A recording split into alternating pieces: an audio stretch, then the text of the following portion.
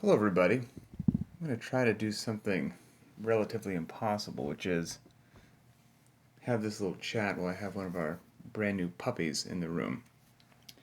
He's laying at my feet right now, so we'll see if this actually is successful in the long term. I gave him a couple toys. He appears to be happy, but he's about a 10-week-old puppy, so he could go bonkers at any time and derail this entire conversation. But let's see. This morning's conversation is going to be something which we're on thin ice. It's basically about working out while injured, or what to do if you have an injury. And it's a tough conversation just because it requires common sense, right? If you've got some sort of injury, tweak, whatever it happened to be, you need to. There are things that I don't feel like I should have to say, but I probably have to say in 2020 for whatever bizarre legal disclaimer is necessary before talking about common sense things, such as seek out professional medical advice. Go to your local practitioner, your physician, your whatever it happens to be, somebody who does nothing but work in that particular area of your injury and has some sort of license hanging on the wall for a living, and speak with them about it. And then don't do anything until you do that, and then don't violate what they say. There we go. Okay, with that being said, I will now tell you just my personal story. This is not advice. This is just my personal story that I've done over the last 15 years when I've got injured for one reason or another. Ironically, none of it from doing CrossFit. Usually from motorcycles or just other dumb behavior. So, on one particular motorcycle wreck many years ago, I just trashed my right knee, trashed it, and I had to have basically that knee immobilized. Couldn't bend my leg at all from the knee. The knee had to be just straight, and could only put like toe tap weight on it. I had some crutches.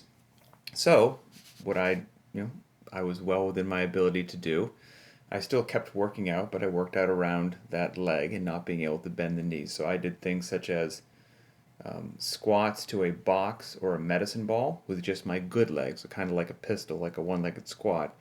But I would do that with one of my hands, holding like the upright of a squat rack or a door frame or something that was rock solid. It wasn't going to go anywhere, and I could greatly assist my one good leg, and I could make sure I didn't lose my balance because I wouldn't want to fall onto my bad leg. That would be terrible. So I did a lot of squats to a box or to a medicine ball, again while holding the pull up rig or door jamb. Then I would also, after I gained some confidence, do them not to the medicine ball or the box, but still holding on with my good hand to something. I did a lot of single leg, stiff legged deadlifts on just my good leg, with dumbbells, obviously. I did a lot of glute bridges with no weight whatsoever, but I'd just get on my back. My bad leg would be straight, that heel would stay on the ground. And then with my good leg, I would just do glute bridges. Glute bridges just, and since there's no loading, I would just do high volume, and I was good to go. But then, largely, upper body was fine. Again, it was just my knee that was messed up, so I didn't do kipping pull-ups because I didn't want to swing on that leg, but strict pull-ups all day long, ring rows, push-ups, ring dips. You could do an L-sit, bent over rows, bench press, shoulder press. So there's a tremendous amount of stuff that I could do. The only thing which was challenging, I didn't have a ski erg or anything back then. Couldn't run, couldn't do the air bike, and yeah, I know you can put like one foot on a frisbee or something and do the concept two row, but that never really worked that well for me. So the conditioning was something that was really tough to do with that bum knee. But there was a ton of other stuff that I could do, and it helped not only me physically, but my mind as well. And I think one of the things that people worry about, and I hope people don't worry about it anymore. I hope it's been dismissed as a myth. Is, well, hey, if I've had something happen to one side of my body and I can only work out, one leg but not the other leg, I think there's this fear that if you do that for 1, 2, or 3 months, people are going to see you, walking down the street or see you in the gym, and one of your legs is going to be this huge, muscular leg like your Arnold Schwarzenegger, and the other leg is going to be this just shriveled little string bean, and then for the rest of your life you're going to be this freakishly disproportioned athlete that's always compensating to one side, and the good side, just took off to the races, and the bad side never caught up. I've never seen that happen to a single human being in my entire life, myself included. All I've seen is quite the opposite, of people strengthening what they can strengthen, avoiding the side that has some sort of injury or trauma to it, and everything that I've seen and experienced leads me to believe that once you can work out your entire body, everything comes back faster and you get back to a wonderful level of well rounded fitness quicker, probably than had you just neglected your entire body for the entire frame and then started off from ground zero down the road. So that that was my experience from the lower body. Then I had, yes, my AC joint separation. That was a real treat. Really bad AC joint separation, like borderline. I was talking to some physicians as to whether or not I should get surgery for it or just let it heal, because it was right on the border. I think this is like grades 1 through 5. This was a 5 and it was separated tremendously. But this one physician, God bless him, was like, I've done a bunch of these and I have to admit, he's of the opinion that it was a last resort to cut somebody open. He's like, and I don't think you're going to heal any better if I cut you open. So let's try to just let it heal by just, slinging it, immobilizing it, and doing some physical therapy with it. So I was very happy to hear that he didn't want to cut me open. So I agreed to that. But other than having my one arm just immobilized in this fancy rig across my chest, which did a really good job in immobilizing my arm, I could use both my legs and I could use my other arm. But I just obviously couldn't use that one arm and shoulder were really messed up. So I would drag a sled, do a sled drag. I did a bunch of sled drags. It was absolutely fantastic. Air squats, lunges. Now this is, maybe I was dumb when I did this, but we're just having an honest conversation about what I did. There's a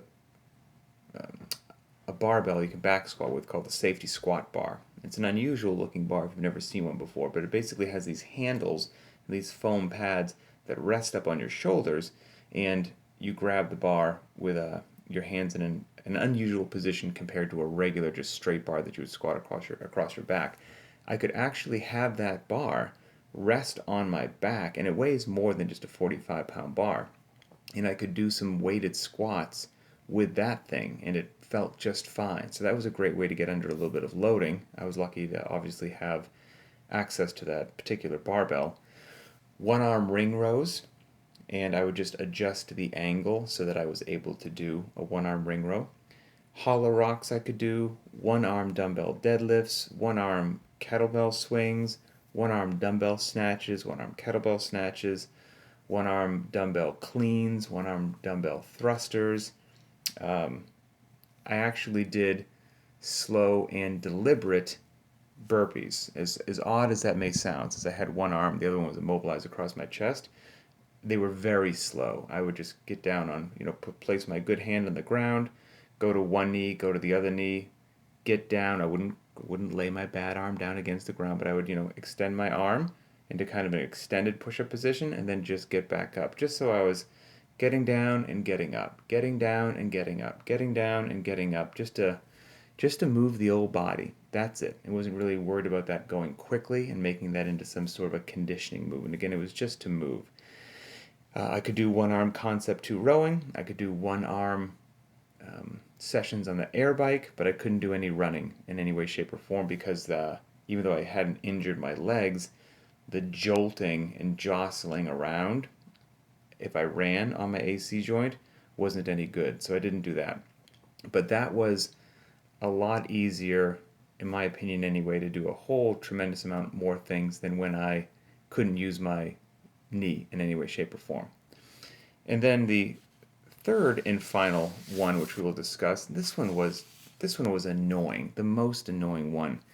I got a hernia probably, it's more than 3 years ago, so it was a little bit ago. I got a hernia, maybe 4 years ago, 5 years ago. Not sure how I got it. It was just under my belly button. One day I just noticed it, and It didn't get any better, had it checked out, and had to eventually go in for surgery. And it was one of those deals where they put the mesh in your abdomen for the hernia. And the tough thing about a hernia, in your midline, is you use your midline for everything. So you basically can't use your midline. So that takes everything out of the equation. I couldn't tense my midline and do a ring row, even though I didn't injure my arms or whatnot. I couldn't tense and pull in the concept to rower or even a light deadlift, nothing. The only thing that my physician said that I could do was I could walk upstairs. He's like, you can walk up as many stairs as you want. Can't run up them, can't do whatever, no loading in any way, shape, or form, but you can walk upstairs. So in my tricky CrossFitter mind, I said, Roger that, doc. I know exactly what I'm going to do. So, I don't know, this worked for me. I would put not a 24-inch box. It might not even have been a 20-inch box. It might have been like a 12-inch box or a box with a riser that was 16 or 18 inches, but it wasn't a 24-inch box, that's for darn sure. I would put a box out in my garage, and I would do just slow and steady box step-ups, because I figure that's just walking upstairs, right? Slow and steady box step-ups with no external loading, and I would just do them. Here you go, ready for this? How boring is this? For 45 minutes every other night for several months.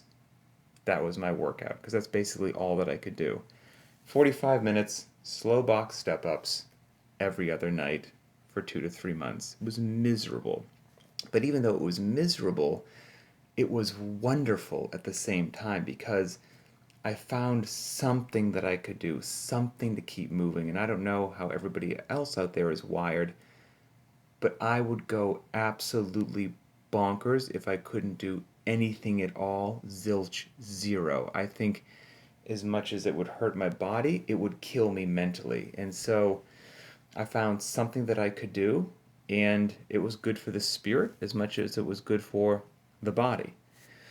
So, in summary, oh, what is that sound?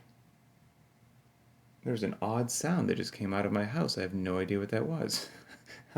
I'll track that down after the video. In summary, be smart, right? That should go without saying. Consult your physician, consult your medical professional. Don't do anything reckless or idiotic or against their guidelines. You don't want to do that. But if you work with them, there's a really good chance that if both of you put your heads together, you'll be able to find a fairly decent group of movements that you can do. It may be at very low load or no load. It may be at moderate or very low intensity, but I bet there will be some things that you can do to keep your body moving, and that will be absolutely fantastic.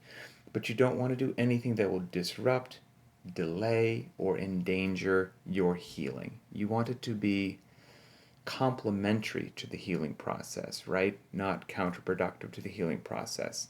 And by focusing on what you can do, that's a much better place mentally than to focus on all the things that you cannot do. And I would say also, it's very frustrating if you happen to get injured or tweaked or whatnot. Very frustrating, especially if you're used to maintaining a relatively high level of fitness.